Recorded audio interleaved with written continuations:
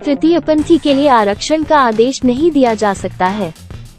EIC में कुछ सवाल है, जानने के लिए सुने समाचार। तृतीयपंथी के अधिकारों के लिए लड़े। तृतीयपंथी अल्पसंख्यक में गिर रहे हैं और महिलाओं को समान उपचार के लिए लड़ना पड़ता है। इससे भी बदतर तीसरे पक्ष इस अधिकार के लिए लड़ रहे हैं। लोकतंत्र में एक सरकार बहुमत से बनती है, लेकिन उपेक्षित वर्ग के अधिकारों को बहुमत द्वारा दबाया या अनदेखा नहीं किया जा सकता है।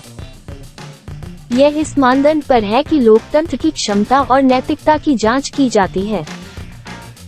इसलिए तृतीयपंथी के स्वतंत्र अस्तित्व को पहचानना पर्याप्त नहीं है। ट्रिब्यूनल ने कहा कि उन्हें सार्वजनिक क्षेत्र में अवसर प्रदान करने की भी आवश्यकता है। तृतीयपंथी को सरकार नौकरियों और शिक्षा में तीसरे पक्ष के लिए आरक्षण का आदेश नहीं दे सकती, बुधवार को महाराष्ट्र प्रशासनिक न्यायाधिकरण मत को समझाया।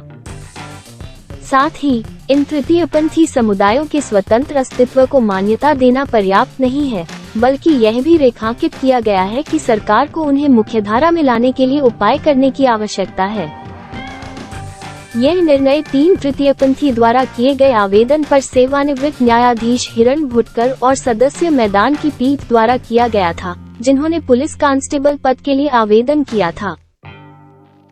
एक ऑनलाइन आवेदन में याचिकाकर्ताओं ने राज्य सरकार से पुरुषों और महिलाओं जैसे तृतीयपंथी के लिए अलग अलग फंड बनाने और सरकारी नौकरियों में आरक्षण करने के आदेश की मांग की थी।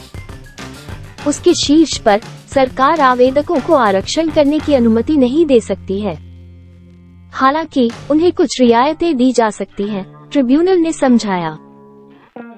सरकारी क्षेत्र में किसी भी तृतीयपंथी को नौकरी मिलने का कोई उदाहरण नहीं है। इस तरह से तथ्य स्पष्ट हो जाते हैं।